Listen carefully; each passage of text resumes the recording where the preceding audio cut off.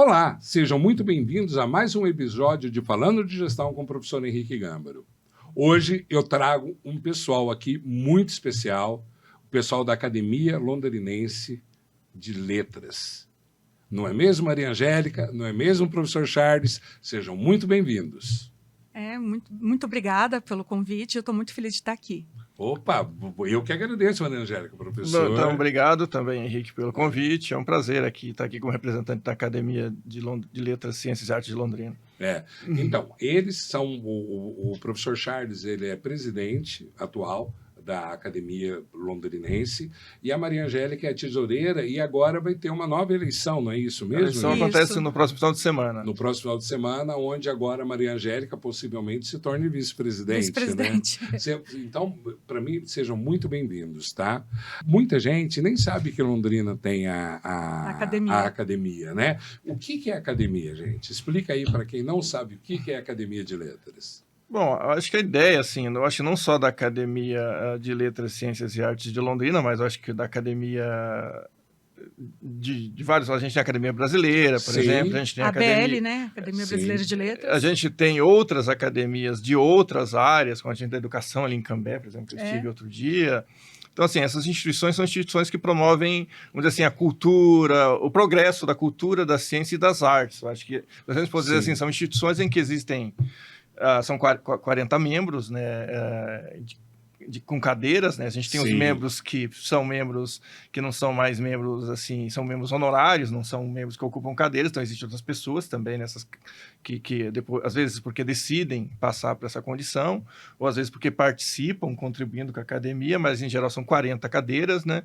Então são pessoas de diferentes setores, das artes, das ciências e por isso que é arte, ciências e letras, então, né? Porque engloba toda essa questão letras, cultural. Ciências e Artes de Londrina. Sim. Então, a gente tem pessoas de diferentes campos, com diferentes contribuições, geralmente pessoas que têm algum destaque, vamos dizer assim, no seu campo de atuação, né? Porque, assim, também, não sei se isso vai ser perguntado, comentado depois, mas existe sempre uma seleção, né? Quando acontecem espaços, cadeiras livres. Queria pontuar que, inclusive, a gente tem cadeira vaga e vamos provavelmente no decorrer do ano, ocupá-la e se alguém tiver interesse, se submete, né, manda... A gente abre um edital, e daí a pessoa inscreve, ela tem que mandar uma documentação, a documentação é toda explicada no edital, mas é geralmente um currículo resumido, sei lá, se a pessoa tem publicação, manda uma cópia, um PDF, ou seja, você manda todas as informações que o edital pede, e daí desse grupo de pessoas que submetem os seus trabalhos, a gente seleciona... É feita uma equipe... tarefa para faz uma entrevista. Certo. E daí depois aprova. Eu lembro quando eu entrei, estava na época do Covid. Então, nós fizemos tudo via... na verdade, fomos... As entrevistas... nós entramos juntos, né? Na verdade, eu não sei se a Angélica entrou nessa... Teve dois editais nos últimos, sei lá, 4 anos, mais ou menos. Sim. E assim, um edital eu entrei, eu acho que entrou, não lembro se a Angélica entrou. Eu acho que você entrou no mesmo que eu. Sim. Então a gente entrou... a cerimônia. Provavelmente foram nós 3, entramos no mesmo grupo. No mesmo grupo. E assim... E foi uma época de renovação, né? Eu percebi que era uma época de renovação da academia. Sim. Né? Entrou bastante gente. E assim, não é que você manda o seu trabalho e você vai ser aprovado. Sim. Você vai mandar e... A mesma coisa acontece na BL, Academia Brasileira de Letras. Muita gente submete o currículo, mas nem todos entram. Muitos serão chamados, poucos escolhidos. E qual é o perfil, gente, que busca a academia de pessoas? Assim, geralmente são pessoas engajadas, com algum destaque na sua área. Seja, sei lá, a pessoa escreve vários, sei lá, é um escritor de literatura com livros interessantes, já tem um currículo interessante nessa dimensão, ou a pessoa, academicamente, do ponto de vista, sei lá, científico, é alguém também que tem destaque. Como foi que você pensou em entrar? Foi um convite que eu recebi, foi um convite, me falaram que havia sido aberto vagas, aí eu enviei um currículo, aí me marcaram uma entrevista, participei da entrevista, E ali, eu acho que uns 2 ou 3 meses depois, eu fui ouvi o convite formal, aí convidaram formalmente. Eu não sei como que foi você, mas eu não tinha interesse, eu não olhava e falava, quero ser da Alcal. É porque é uma coisa tão distante, eu não sei se você tinha esse sentimento também. Parece que é uma coisa tão distante, né, a academia. Não é para mim, parece que é para alguém melhor que eu. Exatamente. Mas eu teve alguns membros da academia que falaram para mim, Angélica. Vai lá. Faz a inscrição. A gente queria tanto que você fizesse parte da academia, porque assim, não dá para votar em quem não se inscreveu. Sim. Então, assim, não dá para eles pegar uma pessoa... Descobrir você e falar assim, vamos votar no Henrique. Não, se o Henrique não... Eles podem até falar para você, Henrique, tem um edital. Sim. Faz você inscrição. Tem que mostrar interesse. Né? Só que você tem que mostrar o interesse. Eu fiquei muito feliz o dia que eu ingressei. Então, também foi um dia feliz para mim. Um dia feliz para mim. A minha história, assim, eu vou, de reconhecimento, não sei se eu posso contar brevemente. Lógico. Assim, eu acho que eu entrei na mesma que vocês, que foi no penúltimo edital, não foi no último, né? Sim. Mas assim, a minha aproximação aconteceu antes de eu entrar como membro. Na verdade, acho que foi em 2019 que eu lancei um livro de poesia, foi ali no Sesc, né, na biblioteca. E daí, ao participar desse lançamento, a Samantha ali, que é Samantha Abreu. Samantha Abreu, que é funcionária do Sesc. Ela é a responsável cultural pelo Sesc Cadeião, né? Então, ou seja, ela estava organizando algumas atividades, e daí eu tinha lançado o livro, ela, acho que na semana seguinte, ela organizou um sarau literário no Valentino. Você vai entender por quê? Eu fui. Então, daí eu fui nesse sarau literário do Valentino. E eu sentei lá sozinho numa mesa, lá fui um dos primeiros a chegar, eu acho, naquele dia, porque não sabia nem o que era direito, um sarau literário, num bar normal, né, vamos dizer assim. Sim. Daí eu cheguei, sentei e de repente... Vamos considerar que o Valentino de normal não tem nada, né, mas tudo bem. Então, mas daí eu sentei numa mesa sozinho e de repente chegou 2 senhores. Se aproximaram 2 senhores de mim, assim, podemos sentar com você? Eu nunca tinha visto aqueles 2 senhores. Um era o Júlio Bar, que infelizmente faleceu, né? Sim. E o outro era o Aparecido, que ainda é membro honorário, acho que ele participa das reuniões, mas ele não é membro de cadeira, né? Então eles chegaram assim, também, eu estava com meu livro de poesia na mão, eles estavam com o livro de contos na mão, a gente trocou livros e ficou conversando ali. A gente ficou, sei lá, umas horas conversando até acabar o evento ali. Daí eles disseram, olha, você não tem interesse em participar das reuniões da academia? O que é isso? O que é academia? Então, também não sabia ainda naquele momento o que era academia. Daí eles me passaram o endereço e eu comecei a participar. Isso foi antes da pandemia um pouco. Que legal, professor. Então, daí eu comecei a participar e assistindo as reuniões. Ele entrou, acho que uma antes da gente. A gente entrou na última e ele entrou na penúltima. Então, daí eu acabei assim, daí eu participava das reuniões de maneira informal, assistia todas. Sim.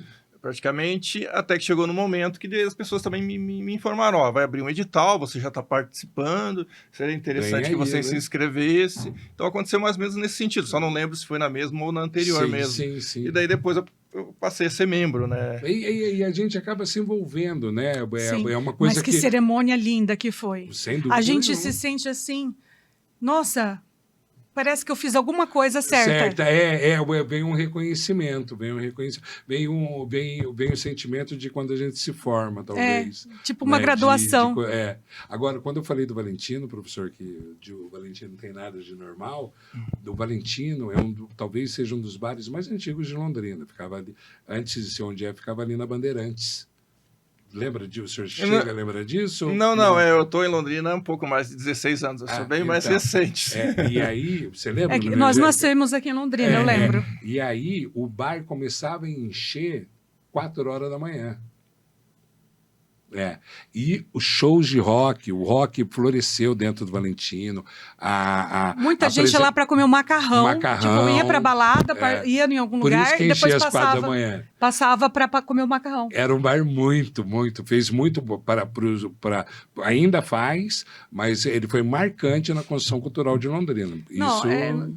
O Valentino Ainda está lá, né, gente? Não, o Valentino ele mudou. Fechou? Ele mudou ali na... Prefeito Faria Lima. Prefeito Faria Lima. Sim, eu já fui nessa... Antigamente ele ficava ali, quase terminando a Bandeirantes, chegando naquele redondo do Moringão, do ginásio Moringão, onde é o Arnaldo. Sabe onde é o Arnaldo? Então, conta duas casas para cima. Hoje é um centro médico, se eu não estou enganado. Era onde era o... É a mesma casa. E o pessoal saía do Balancê, já ia na mesma rua a pé, já chegava no Valentim. Balancê. Nossa, mais antigo ainda. Muito bom isso. Virou igreja. Então...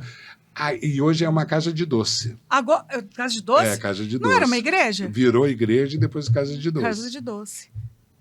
E o que é do Valentino? E o Valentino, professor, é tão mágico. E para mim é mágico. Que quando o Valentino ia mudar de lugar, eles desmontaram a casa. Então, aquela casa que o senhor foi, que o senhor vai hoje, é a casa que era no local. Eles desmontaram a casa e montaram a casa lá. É mágico, né? Mágico. Então, gente, a academia. Então, o perfil da academia, de quem nós queremos... ou que identificamos é a pessoa que tem produção cultural, a pessoa que é envolvida, né? E ela ficar ligada no edital. Sim, e pode ser na ciência também. Sim, na ciência. As pessoas esquecem da ciência. Perfeito. Né? Porque pode ser um médico que sei lá... Eu acho que quando teve um momento que você falou, engenheiro. Maria Angélica, que é quando o cara o cara tem representação na área onde ele atua. Ele faz uma diferença na área onde ele atua. E isso eu acho sensacional. Por quê? Porque abre um monte de possibilidades. Sim. Né? Às vezes a pessoa, como você falou, é um engenheiro, fez um excelente trabalho, faz a diferença na sociedade. Você lembra naquela reunião que finalizou o ano passado, que foi o Paulo, não lembro o nome dele, que ele inventou uma pecinha do coração que ficava bem mais barata do que... eu lembro. Então, às vezes a gente poderia falar talvez da reunião, já que a gente trouxe essa ideia aqui, não sei, só uma ideia. Pode, vamos lá. Então, para quem também não conhece, as nossas reuniões, elas são abertas, né? Claro que a gente não tem um espaço tão grande, mas é o Instituto Gonzaga Vieira ali... mas é um espaço muito legal, professor. Mas elas são abertas e elas têm sempre uma programação muito... na verdade, antes de ser membro, antes de ser presidente, eu ia lá, de fato, porque, era um jeito muito interessante passar o domingo de manhã. Sim. Porque, a gente tem a palavra inicial da presidência, que na época não era minha, agora sou eu que faço, né? Era a professora Ludmila, né? A Ludmila, que fazia... Ela era presidente quando eu comecei a participar. E depois a gente tem o Momento Arte, que sempre muito... Mas, mesmo eu sendo tesoureira, eu fiz já uma palavra... A última... porque eu sou tudo um pouco ali. Entendi. Eu sou Severina. Pode concluir. Bom... Então, depois a gente tem o Momento Arte, daí a gente tem um momento literário, que daí a pessoa, às vezes, ela lança um livro, às vezes ela declama poesia, então a gente, às vezes, tem estudante de ensino médio, por exemplo, o Eduardo, que trabalha muito com as adolescentes, em Londrina, os adolescentes. Sim. Então, elas Eduardo Bacarim. Que também é membro da academia, então ele traz sempre...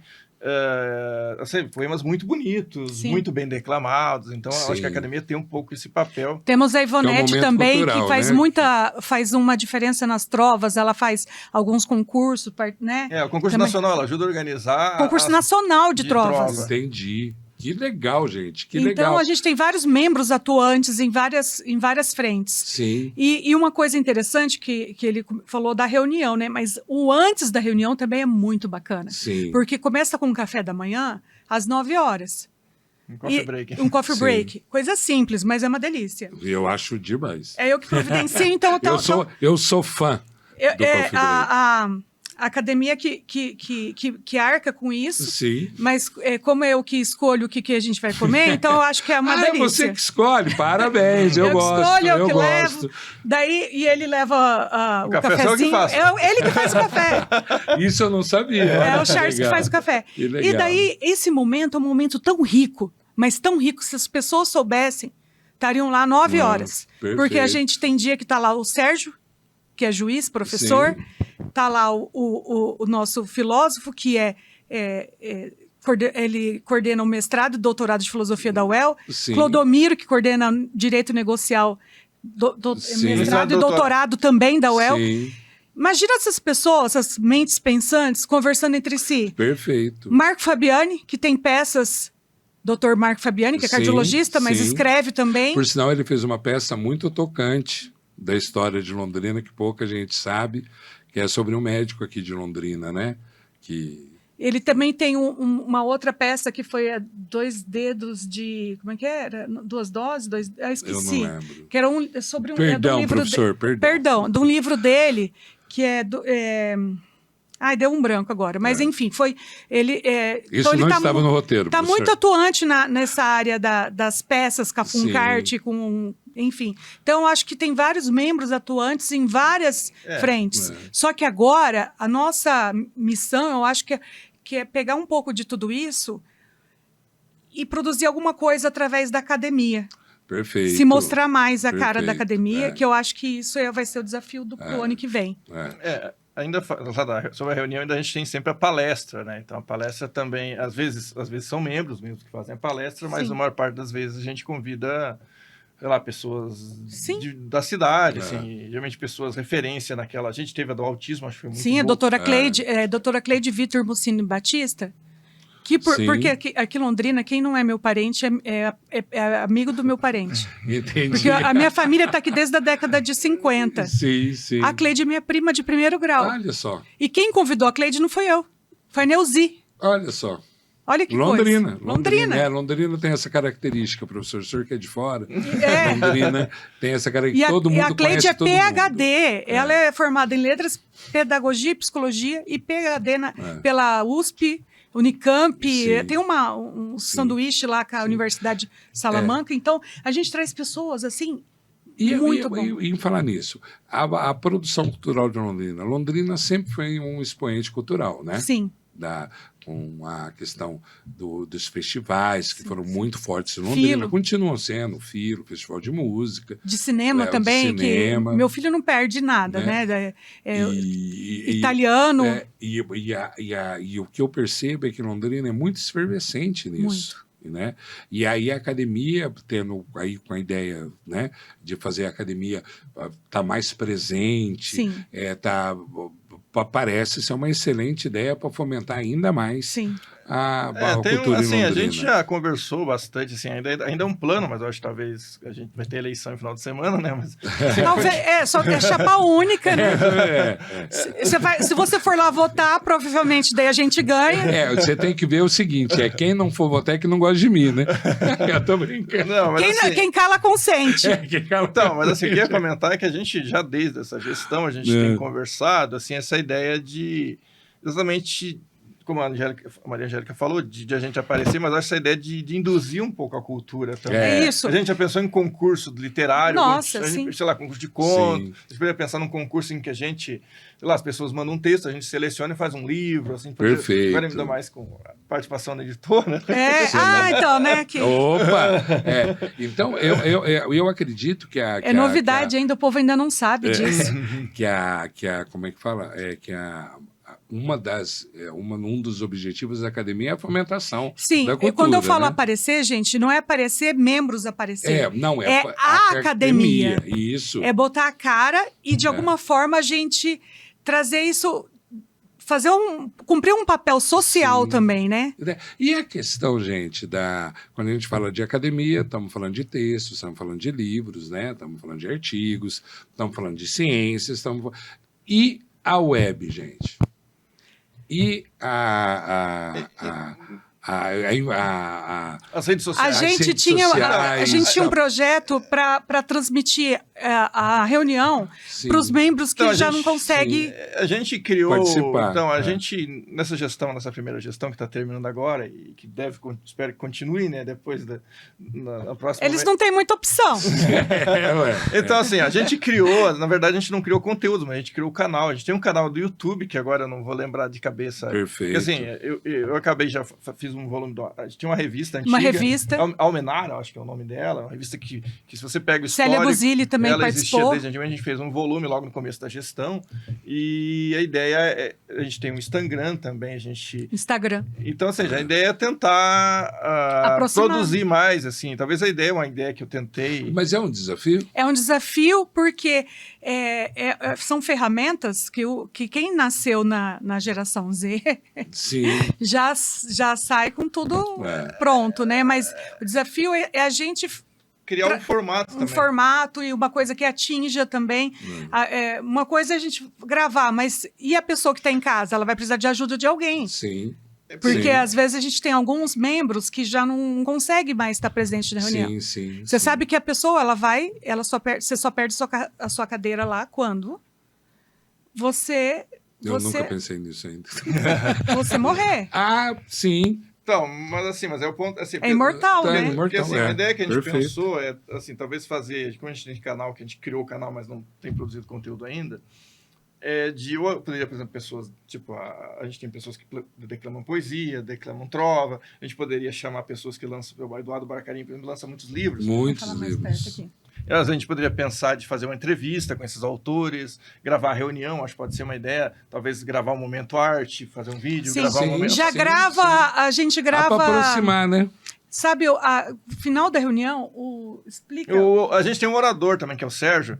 Assim, claro que às vezes o Sérgio, nem todas as reuniões, mas assim, participa uma grande maioria delas. 90% ele está lá. Então, mas nas que ele está, inclusive, a gente dá esse momento de uns 10 minutos, mais ou menos, ao final de cada reunião, para ele fazer uma síntese, que acaba sendo quase uma nova mini palestra. Você já viu, né? Já, então, várias vezes. Gente, ele consegue fazer aquilo que a gente fez ficar muito mais bonito pelo olhar dele. Ele faz mais.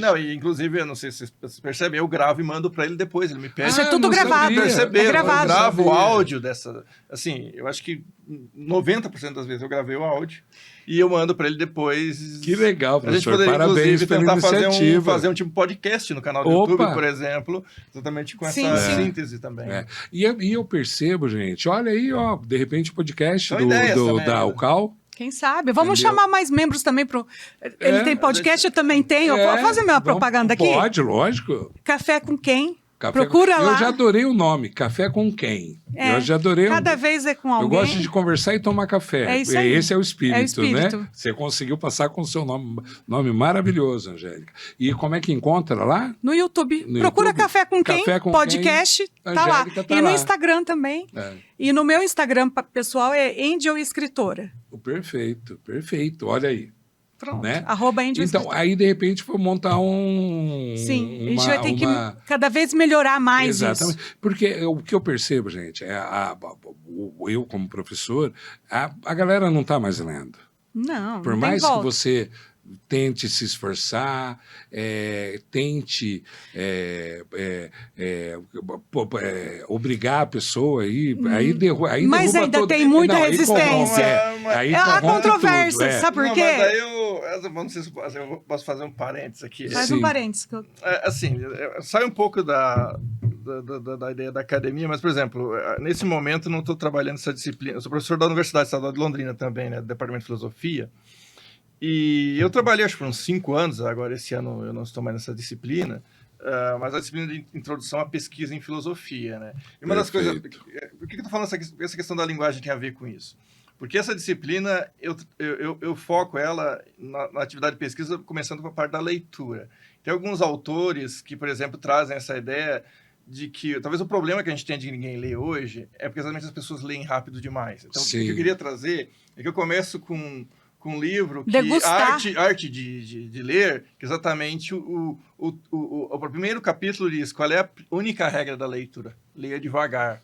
Então, talvez o ponto... Claro que eu acho que... Adorei. Produzir material... Leio devagar. Produzir material podcast, essas coisas são muito interessantes, mas, ao mesmo tempo, essa habilidade de leitura, ela depende de voltar a gostar de ler, porque tem que ler devagar. Afinal, ler não é só ler, né? Não é um ato de só ler, né? Henrique, eu participo de alguns grupos de leitura de Londrina. Sim. E está muito forte. Sim. A gente tem os amigos de palavra... mas quando eu falo que a galera não lê, não é o cara que está na universidade, não é o estudante de filosofia, não é a pessoa que já tem o prazer de ler. Eu estou falando a massa. A massa. Porque hoje o celular está aí e eu falo, mas você lê no celular. Sim. Né? Que aí vem a pergunta do desafio que eu fiz para vocês. Qual é o desafio da academia, da cultura em si, né? Frente a essas novas abordagens culturais. Mas também trazer literatura para a massa. Né? Então, mas antigamente nós líamos... Eu lembro que eu tinha uma série de livros que eu tinha que ler pro vestibular. Né? E você não tinha outro meio senão ler o livro. Né? Hoje, se você pega um desses livros e bota no YouTube... Tem o resumo do livro. Mas não tem a menor graça para mim. Mas para nós mas para nós tem um audiobook. Tem o Aprenda Machado de Assis em 10 minutos. Mas você acha que alguém aprende? Mas não aprende, mas afasta. Essa é a minha preocupação, porque nada como pegar um livro. Eu lembro, eu abusei algumas vezes. A minha área de trabalho é recursos humanos, gestão de pessoas, e eu sempre trabalhei muito na crítica. E teve uma fase, né, quando eu dava aula de pós-graduação, que eu dava Kafka para o pessoal ler. Dava Metamorfose, porque tem todo o significado. Sim. É lógico que 80% desses alunos foram lá no resumo e não pegaram a essência do livro de cabo a rabo, de você entender que é um livro muito robusto. É um livro fininho, mas é robusto, né? E é lógico disso, mas o que me preocupa? Se não tivesse alguém fazendo um resumo, a pessoa teria que ler. E como tem um resumo, a pessoa vai no resumo, como tem um resumo, a pessoa vai no vídeo, ou em alguém explicando a opinião aquela brincadeira, né? Um assistiu, um comentou, o outro está comentando do comentário de quem fez o comentário e por aí vai. Ele perde. Porém, é um caminho mais fácil.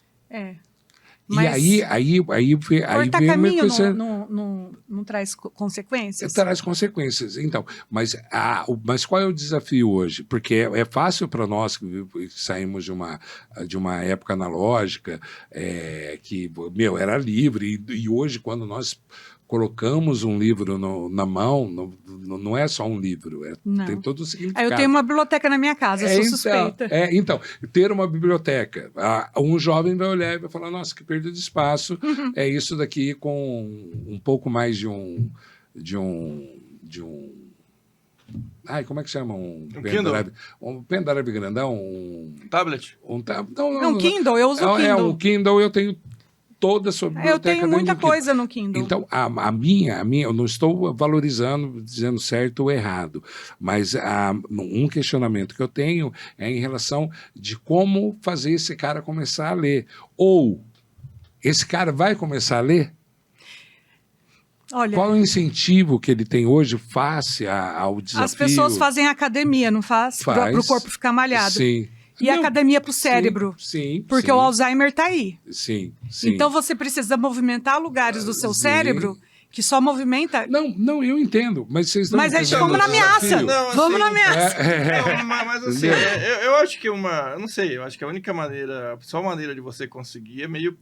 Eu chamaria quase usaria a palavra quase encantamento. Encantamento. No que tem sentido. Porque assim, eu acho que o problema que eu acho que difunde essa maneira de ler rápida que você está me trazendo, é exatamente porque quase todo mundo está fazendo essa leitura rápida. Sim. Assim, agora, a questão é quando uma pessoa, sei lá, uma criança, principalmente adolescente, vê que existe uma outra maneira de digerir, vamos dizer assim, esse conteúdo de maneira mais morosa, assim. Do jeito que deveria. Vamos dizer assim, quase para usar aquelas metáforas muito bonitas, cenas de filme que tem do pai lendo para sua filha, para o seu filho, a mãe. Ou seja, exatamente meus filhos. Assim, de você pegar exatamente e ter essa experiência da leitura significativa. Acho que o ponto essa leitura rápida. Ressignificar. Perceber que aquilo tem significado, que aquilo tem a ver com você. Eu acho que o problema é que muitas vezes as pessoas entendem também, às vezes, principalmente os livros que não são desse formato vendável, etc. Sim. Assim, os livros mais clássicos, os clássicos da filosofia, da história, da administração, esses textos. Então, esses textos exigem esse tempo, eu acho que. Só que as pessoas precisam entender que tem muita coisa ali que não é capturado nessa... Ô, Henrique, não, sem dúvida. Tanto é Henrique, eu sou romancista. Certo. Então, eu acho que eu vou ser mais romântica também nessa visão. Sim. Eu escrevo meus livros, eu escrevi Pequena Londres, Sim. É um livro de fácil leitura, Sim. É popular, tanto que é por isso que eu acho que ele vendeu muito sim. No Brasil todo. E eu acho que isso também é uma porta de entrada para a pessoa vir, vou ler um romance. Sim. Mas daí depois que lê o romance, ela vai para outra coisa, e vai para outra, vai para outra. Só que tem uma pessoa que eu queria lembrar que eu queria te falar dessa pessoa aqui de Londrina, que chama Aline Perrota. Sim. Ela é uma encantadora. Ela é uma contadora de história para as crianças também, e ela dá aula dá curso para as professoras do município, até do núcleo e tudo.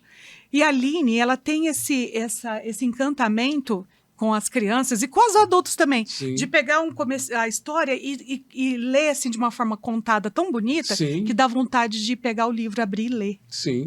Eu acho que a gente precisa de mais gente assim. Por exemplo, eu quando comecei a ler, eu não fui para literatura. Eu comecei a ler quadrinhos. Aí depois aí eu vivi toda aquela época do Angeli, Chiclete com Banana, Planeta Diário. HQ. As HQs. Então, foi isso, e aí depois eu fui para o livro. Então, mas eu tinha um início, eu pegava lá o Chiclete com Banana. Porque você não precisa começar lendo Dostoiévski. Exatamente. Então eu tinha lá o Bob Guspe, lembra do Bob Guspe? Lá, é um personagem de Angeli, punk em São Paulo. Então eu me identificava com aquilo e aquilo me levou à leitura, né? E hoje o que eu percebo, que a dificuldade está o quê? Que hoje nem banca de revista mais tem. Sim, mas olha... Entendeu? Não, é um desafio para nós. E para os pais que estão acompanhando aqui, eu sugiro. Eu comprava Diário de um Banana, eu comprava Judy Moody para minha filha, Paula Pimenta. Sabe o que eu fiz com meu filho? Eu li um capítulo inteiro do Harry Potter. Eu li um capítulo inteiro e falei assim, filho, agora... E li com vozes e tudo. Falei, filho, agora se você quiser continuar, tá aqui. Perfeito. E ele falou, mãe, não tinha mais como não continuar. Então, aí veio a alimentação do pai. Tudo. Então, eu acho que as pessoas, eu lembro até, um dos que me entrevistaram foi o professor Clodomiro. E eu falei para ele falou, Henrique, mas por que você quer entrar na academia? Não foi essa a pergunta, mas em síntese seria essa. Por que você quer entrar na academia? Eu falei, professor, porque as pessoas não leem mais. E isso, para a parte cognitiva... É terrível. Você bota o tablet na mão de uma criança, você tira tanta coisa Porque dela. antigamente você colocava eu lembro, eu criança e meu irmão criança, você colocava um gibi do Tio Patinhas. Sim. Entendeu? Você colocava Turma da Mônica. Turma da Mônica. E por mais que você nem soubesse ler, você via ali os quadrinhos, você via os quadrinhos, você queria saber o que a pessoa estava falando, você olhava aquele ponto de interrogação, aquele negócio torto com um pinguinho embaixo. Aquilo criava uma curiosidade, né? E ler era importante. Nós tínhamos essa consciência que a leitura é importante. Então, eu acho que hoje é um desafio nós encontrarmos um caminho para que isso seja alimentado de novo. Eu acho que é questão de criar um hábito, né? Eu acho que o problema é que os adultos não têm esse hábito. Como é que você vai ensinar para as crianças esse hábito? Né? Às vezes as mães falam para mim assim, como que você faz seu filho ler tanto? Meus filhos leem muito, os dois. E você tem um filho que toca piano, que é uma maravilha. Obrigada. Opa. Ele toca piano, lê. A minha filha também toca piano, também lê. Sim. E eu falei assim, mas é porque eu lia. Então, assim... O filho, ele vai fazer aquilo, repetir o que o pai faz. Né? Se você não lê, como que você quer que seu filho leia? Não tenha dúvida nenhuma. Difícil, né? Então, de repente, são os desafios aí próximos da academia. Para fazer alimentar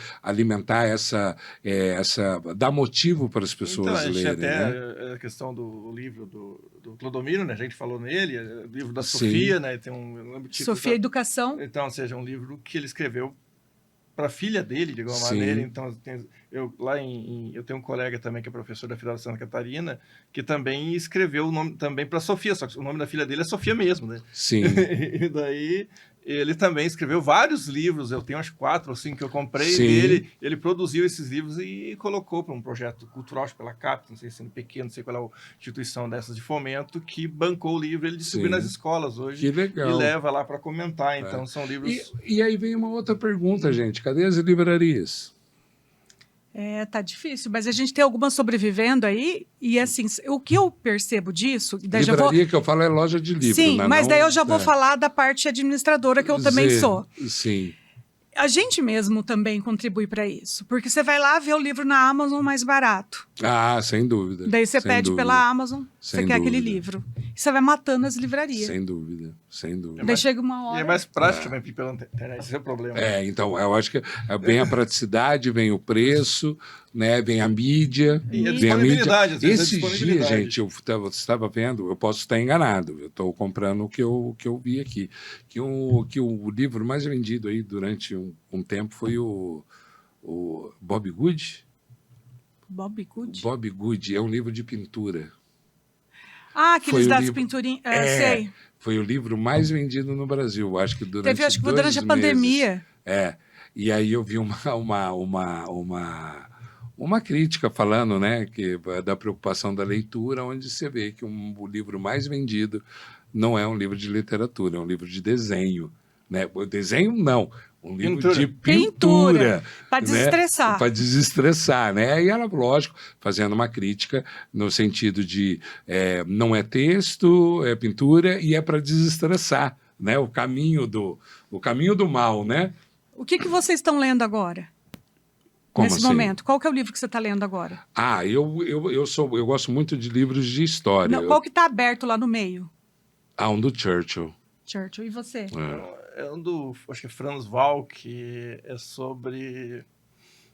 Assim, ele morreu recentemente, mas ele é um primatólogo, tá? Então, o que eu leio por prazer, isso não é o que eu leio tem a ver com o meu trabalho. Primatólogo, professor? Então, Defina primatólogo. É alguém que estuda grandes macacos, assim. Os primatas. Os primatas. Então, ele passou a vida dele estudando o comportamento dos grandes macacos, e ele tem umas visões um pouco revolucionárias em relação a isso. Deve ser bastante interessante. Porque ele tenta isso, entender assim, claro que é um autor que ele tenta, assim, comparar muitas vezes a fazer análises do comportamento humano em relação a uma perspectiva evolucionista. Né? Perfeito. Então, perfeito. O autor que tenta analisar, vamos dizer assim, os grandes macacos, o comportamento deles, e tentar discutir sobre a inteligência animal, sobre a inteligência humana, comparando. Então, assim, são coisas nesse sentido. O livro que eu estou lendo é sobre esse debate. Na verdade, ele é um dos autores, tem outros autores que eu não cheguei ainda, que vão discutir isso. Mas outros livros ele discutia sobre a questão da empatia nos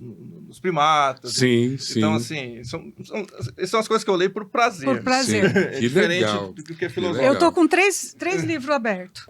Quais? Um chama Coisa de Rico, do Michel Alcoforado, que é um antropólogo. Ele tem uma crítica social que vem também, né, ele estudou 15 anos sobre os comportamentos, inclusive para o mercado, tem alguma coisa.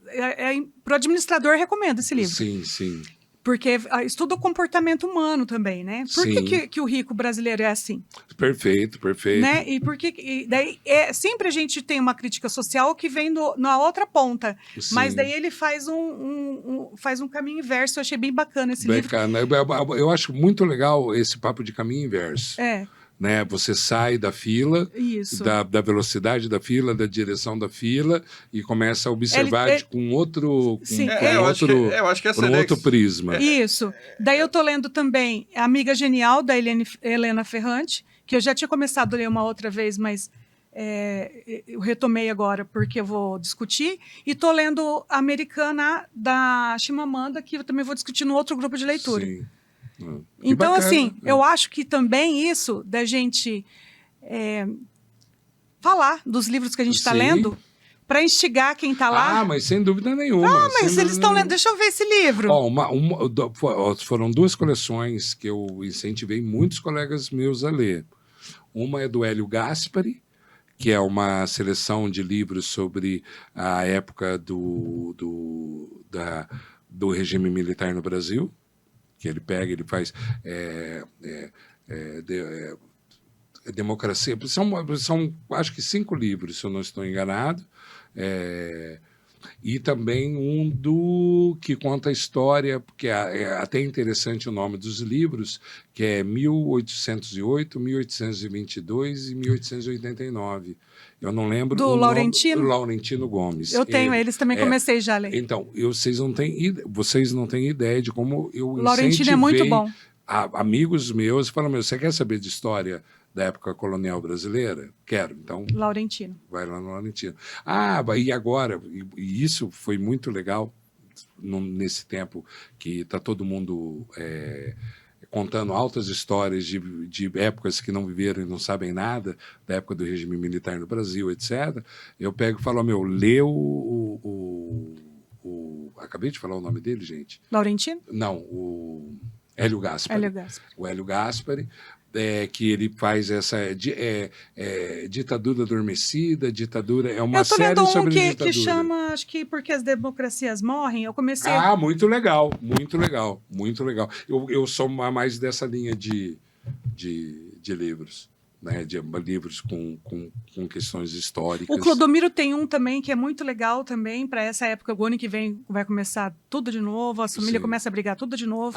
Sem então, dúvida. Tem um livro que eu recomendo do Clodomiro Banvart, que chama Política Sem Ofensa por Gentileza. Que é muito bom também. Mas você sabe, um dia eu peguei um pessoal discutindo sobre essa polarização que está havendo, família brigando com família, amigo brigando com amigo, e teve um deles que colocou uma coisa bem interessante, que às vezes o problema não é a política. O problema não é que você seja do lado A e você seja do lado B. O problema é você e o problema é você. Com certeza. Não é a política. Com certeza. É a forma com que você, com que você se relaciona. Teve um deles, estavam comentando que tinha uma moça que estava preocupada que o pai era do lado B, não vou colocar nome aqui, não vem um caso. Para o lado B ou para o lado A, e que como ela ia passar o Natal na casa do pai, que era a favor do candidato A, lá, ou do B. Aí o cara olhou para ela e falou assim, olha, se é época de Natal e você está preocupada de ir na casa do seu pai porque ele é a favor do candidato A ou B, eu acho que o problema não é o candidato. Né? É a forma com que você está se relacionando sobre esse assunto, assim, é que eu acho que, assim, eu tenho um grupo de estudo até que nos últimos... Esse ano acabou não terminou, mas eu tinha um grupo de estudo de 4 anos, até está disponível no YouTube, aí tem um canal que chama Teorias da Justiça da UEL, a gente colocou as gravações desse grupo, que a gente lia um filósofo, acho que norte-americano, chamado Alan Buchanan, e ele discutia a questão do tribalismo. Então, ou seja, como vocês vão notar, eu gosto dessa questão do evolucionismo. Tá? Então, também é o autor que vai discutir a partir do evolucionismo. Não é aquilo que eu fiz mestrado, doutorado, é uma questão que eu gosto mesmo como um tema pessoal. E ele vai discutir o surgimento do tribalismo, que é isso que vocês estão falando. Essa polarização nada mais é do que algo que está intrínseco na natureza humana. Então, nós somos tribais. Tá? Nós nascemos... A espécie humana ela é tribal. Ou seja, as tribos... A gente nota as sociedades mais primitivas, elas ainda existem, e a gente sempre foi tribal. A questão é que isso às vezes aparece mais. Eu acho que o ponto é que a gente faz de conta, a gente diz, a gente começa a classificar os grupos como bom ou mal, porque ele é da outra tribo. Mas, na verdade, o que a gente talvez tenha que pensar é que alguns tribalismos são problemáticos, talvez como você falou.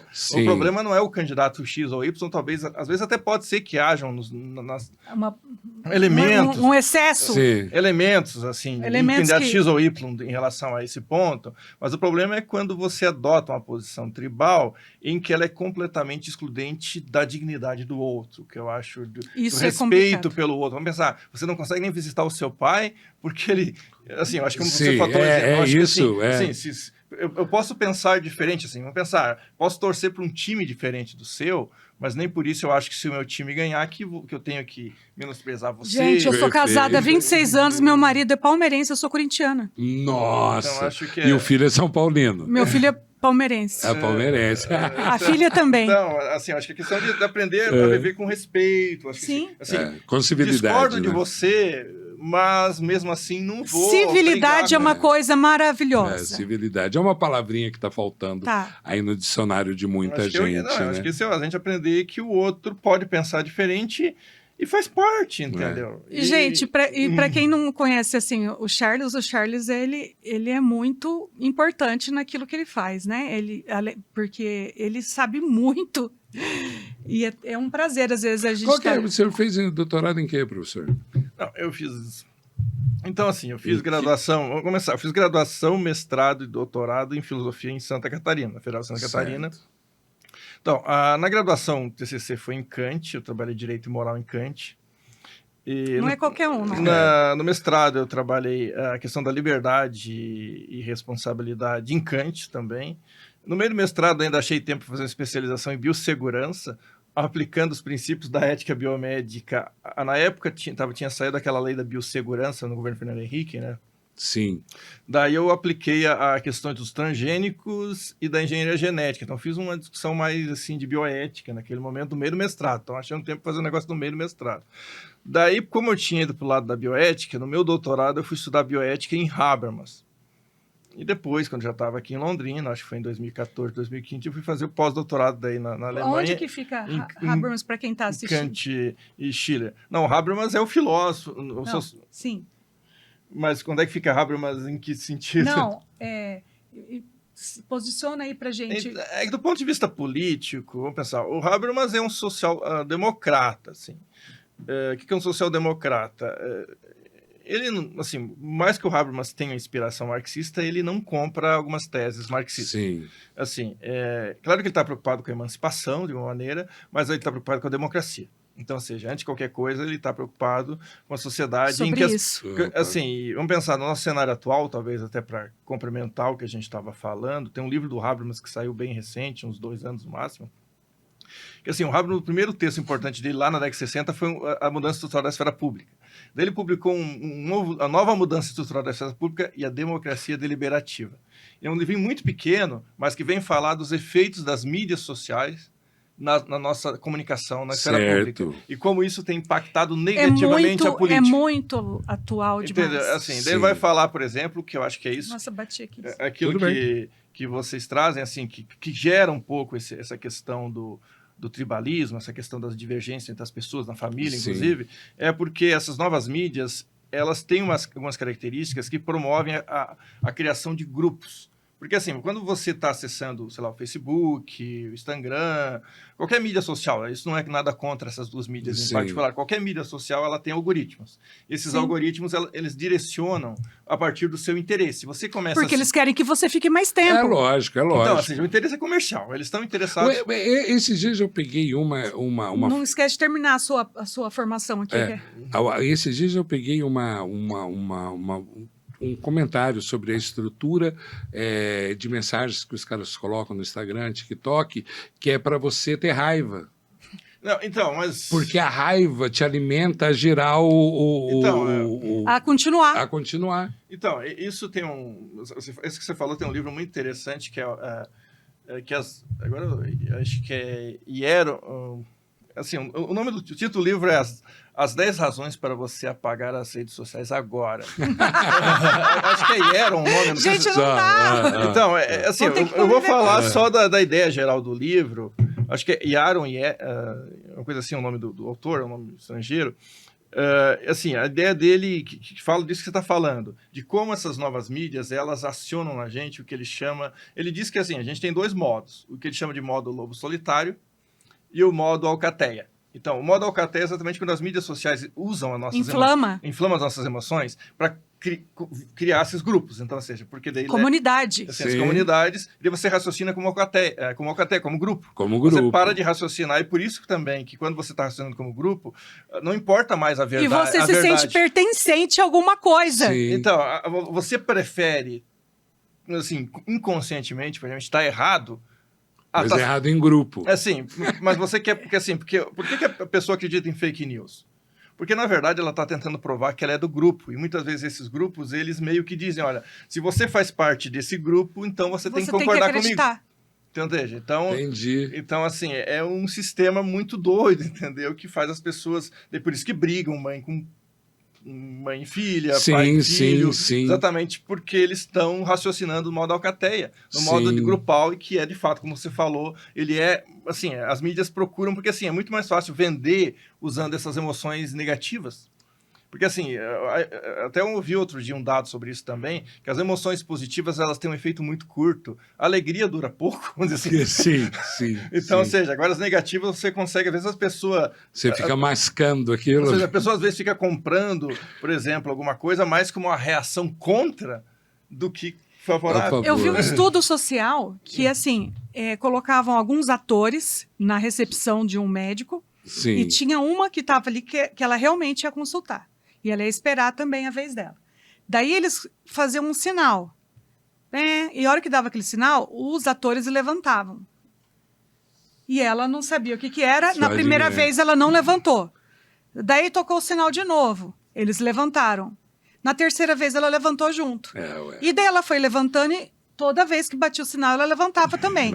Os atores foram indo embora. Ficou só ela na sala. Ela continuou levantando. Na hora que batia o sinal, ela levantava. Né? Daí chegou uma outra pessoa que não era dos atores e começou a chegar mais gente e que não era ator, que era realmente paciente. E todo mundo começou a levantar junto. Perguntaram para ela, por que você está levantando? Ela falou, não sei, mas o pessoal que estava antes levantava. Daí continuou levantando. Então, esse um pouco comportamento de rebanho. Já nem sabe mais por que está levantando. Você não sabe mais por quê, você não tem consciência por quê. O que os outros fazerem, eu também vou repetir. Né? Até dentro do direito, se eu não estou enganado, tem uma classificação de quando você está em grupo. Que quando você está em grupo, você não, em tese, você não responderia por você. Você responderia pelo comportamento do grupo. O grupo faz, eu vou lá e repito o que o grupo faz. E perde a ideia de certo ou errado, da identidade. Isso é muito... Então, o ser humano é social, né? O ser humano é social. E termina essa formação aí, só pra gente... Não, eu tava falando daí depois, eu acho que eu falei, né? Depois eu fui fazer o pós-doutorado. Você fez o pós-doutorado? Na Alemanha. Na verdade, eu acabei fazendo 2 cidades, que é Mainz, que é próximo a Frankfurt.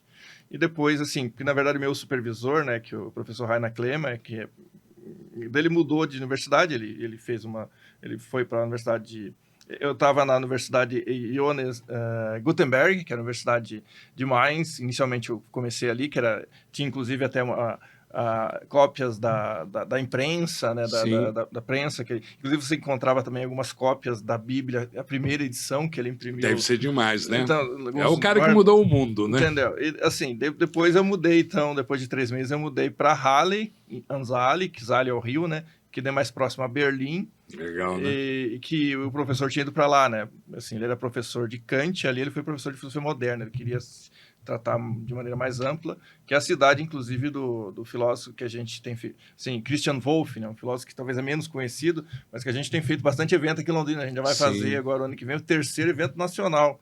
Que legal, professor. Que legal. Ele tem uma formação... A gente tem um projeto consistente, né? Parruda. Meu presidente. Então, meu presidente. Meu presidente. Nosso presidente. Não, a gente tem um projeto, a gente conseguiu, a gente tem um projeto de cooperação com essa universidade. Então, depois que eu voltei de lá do meu pós-doutorado, daí foi o meu colega, o Fábio, foi fazer também pós-doutorado. A gente teve um aluno nosso aqui que foi para a Unicamp, fez um doutorado com titulação em Halle e na Unicamp. Ele voltou, agora está fazendo pós-doutorado comigo aqui. Que legal, professor. Então, e daí a gente criou um projeto de cooperação, a gente ganhou o apoio da Fundação Araucária, do CNPq. E, então, a gente tem colegas indo mês que vem para a Alemanha, eu vou no ano que vem também para a Alemanha para esse projeto. Então, e os professores da Alemanha vieram em setembro aqui esse ano, vão vir em setembro ano que vem. Então, a gente conseguiu uma boa parceria. Que legal, né? Olha, por isso eu pedi para ele falar de propósito a formação dele, que é para as pessoas entenderem o que é a Academia de Letras, Ciências e Artes de Londrina. A gente tem pessoas assim do gabarito do Charles, do nosso também, por que não? Também. Por que não? Né? Não tenha dúvida. Não tem... Eu acho, gente, que é assim. Quando a gente fala de cultura, quando a gente fala de ciências, quando a gente fala de artes, a gente tem que sair do padrão. Não adianta pegar e falar, não, é o padrão que está ali, ou só uma formação, não é só, por favor, me respeite. Não. Me respeite, não, respeitando o professor totalmente, né? Mas não é só a formação, é o que a pessoa faz. Sim. Né? Então, o professor Charles, com toda essa formação, mas também só a formação não importa, porque é o que ele está aqui, o que ele faz, como faz.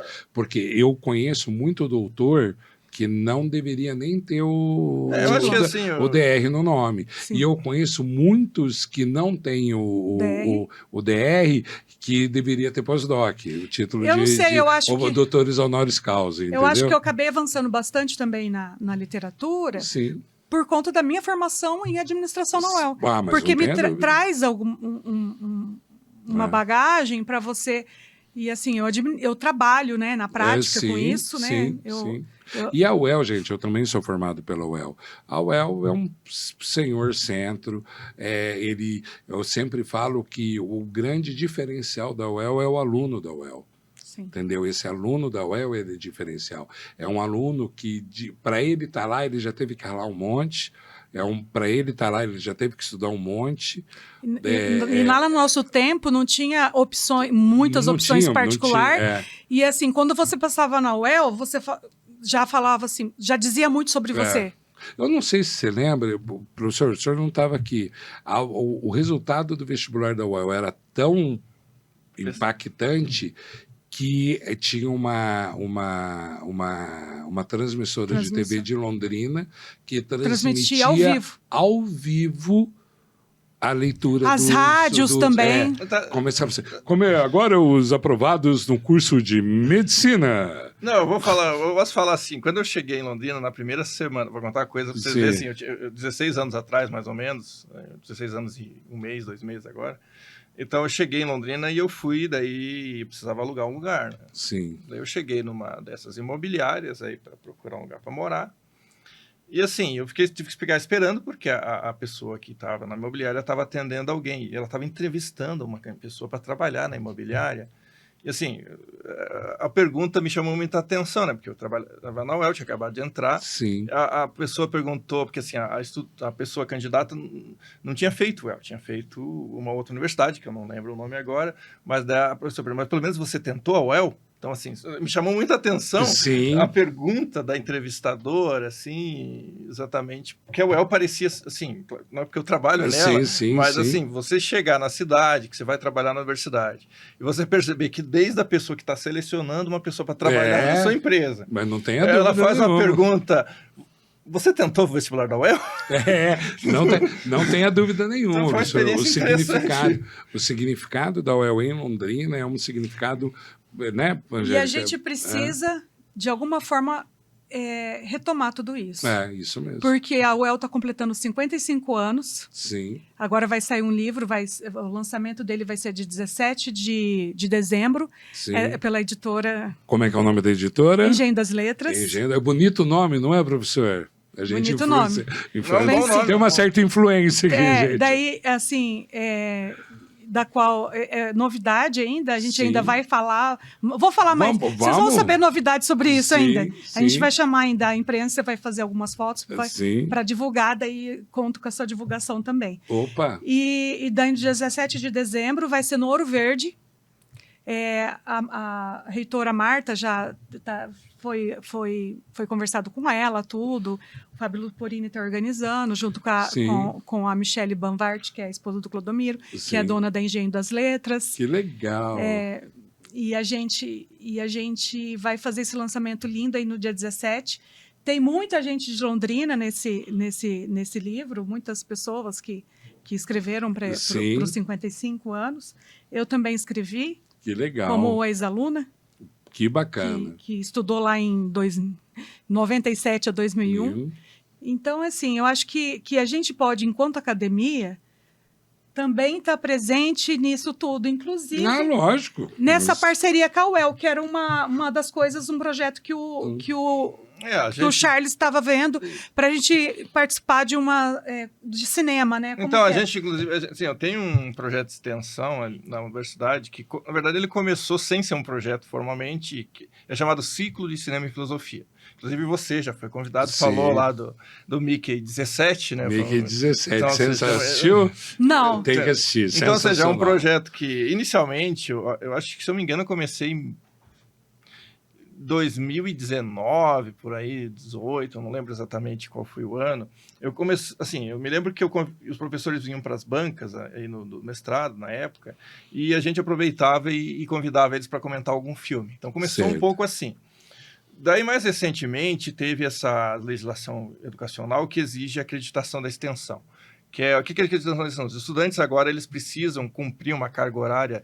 Todos os cursos da graduação da universidade também precisam cumprir uma carga horária em projetos de extensão da universidade, que são validados por cada colegiado. Então, cada colegiado vai lá no sistema, vê quais são os projetos de extensão, diz, olha, alunos do curso, sei lá, filosofia, sociologia, a medicina, vocês podem fazer esses projetos aqui, que a gente vai considerar isso como carga horária. Então, o aluno entra no projeto e ele faz atividades dentro do projeto de extensão e isso depois é convertido em horas para o aluno, né? Mas o projeto em si, a ideia é como você participou, né? A gente escolhe filmes, a gente escolhe pessoas para comentar filmes e a gente então fez uma parceria aqui com a academia. Você foi parte dessa parceria de alguma maneira, né? Porque eu e o professor Celso. Então, ou seja, a ideia, a gente inclusive trouxe já a Andréa Cachel, que também é professora do projeto. Maravilhosa. Então, ela tem um projeto de pesquisa de cinema na universidade. Ela já deu palestra, inclusive, na UCAL. Ah, que legal. Então ela foi lá dar uma palestra sobre isso, depois vocês, assim, a gente teve também uma situação muito interessante, que agora me fugiu o nome, mas teve uma palestrante que no nosso canal do YouTube, do Cinema e Filosofia, ela comentou, junto com outras pessoas, a série Adolescência, da Netflix. Opa! Ah, sim. Então, daí a gente estava conversando na diretoria, né? A gente estava fazendo uma reunião administrativa ali, e surgiu o nome dela, ó, eu tenho essa pessoa aqui, ela fez essa palestra pra gente lá, eu mostrei o trecho da palestra lá na reunião, e assim, daí a Neuzil, acho que também conhecia também a professora da educação, se eu não me engano, da UEL. Então, a gente trouxe ela para a academia como resultado também desse projeto. Então, é uma parceria que tem trazido ainda poucos frutos, mas que está encaminhando já. E uma coisa que eu falo, ó, você que é aluno da UEL, cara, aproveita a UEL. Passa muito rápido. A gente traz alunos também da música para tocar na academia. Sim, sim. Mas é que eu falo que o aluno da UEL, eu como ex-aluno, passa muito rápido. E a UEL tem um monte de coisa muito legal. A UEL tem um monte de projetos, de extensão, de outros cursos que a gente nem conhece. Eu era do DCE na época que eu fiz o UEL. Como é que chamava? Não Temos Tempo a Perder era o nome da chapa. E quando eu entrei no DCE que eu fui perceber a grandiosidade da UEL. Não, eu acho que é uma simbiose, assim. Por exemplo, eu fui ontem ali no Ouro Verde assistir a última noite, que era da Funkart do balé, né? Então, Sim. Ou seja, assim, a UEL tem a orquestra, o meu filho vai todo mês assistir os UEL. Então, tem como você participar de programas no exterior que estão sobrando vaga. Sim. E na minha época, quando eu via, tinha vaga sobrando para programa no exterior. E eu falava, como é que a gente não sabe disso? Né? Então a UEL é mágica. Então, mas essa parte eu acho que você trouxe também, gente. Acho que assim, eu acho que é um aprendizado assim. Na UEL a gente tem agora essa ARI, né, que é essa assessoria de relações internacionais, que eu acho que também tem isso que você está falando. Acho que agora está ficando muito mais transparente, que legal, fácil, mais fácil. Acesso. Então eles fazem um boletim. Então assim, eu acho que sim. Eu acho que no passado era menos conhecido, mas agora a gente teve, eu acho que faz menos de 2 semanas. A gente teve um evento em que os próprios professores e membros da UEL, assim, a gente mandou os banners, eles imprimiram para falar tudo que tinha de internacionalização. Então, ou seja, eu acho que está havendo esse momento de tomar de consciência, assim, no sentido, que legal. Porque, assim, eu acho que é facilitar ótimo, um pouco, assim, mostrar para a UEL o que ela faz. Exatamente. É uma prestação de contas também para a sociedade. Aquilo que... mostrar, e né? esse trabalho da UEL ali, que é a professora Viviane, que que foi a diretora do centro ali, e que tem feito esse trabalho muito legal aí, acho, na ARI, né? Gente, encerrando aqui, próximos passos da academia. No domingo agora temos eleição, então Perfeito. Os membros que são da academia vão lá para confirmar essa chapa, 7. dia 7. No dia 14, nós vamos ter uma palestra com o Luiz Parelhada, sobre Jerez. Opa! E nós vamos degustar o Jerez e com alguns importados, alguns queijos. Afinal, vinho também é cultura. É cultura também. E a academia, a gente também gosta de um gorozinho literário. Amém. Já gostei do nome. Gorozinho literário. Não é mais café literário, é Gorozinho literário. Gorozinho literário. Adorei, Angélica. Bom, né? Adorei. Gente, eu queria agradecer muito a participação de vocês. E esse também, se alguém quiser ir para degustar, me chama lá, tem um valor adesão e a gente combina o endereço. Mas é para tomar vinho. Porque dessa vez não vai ser para tomar o Jerez.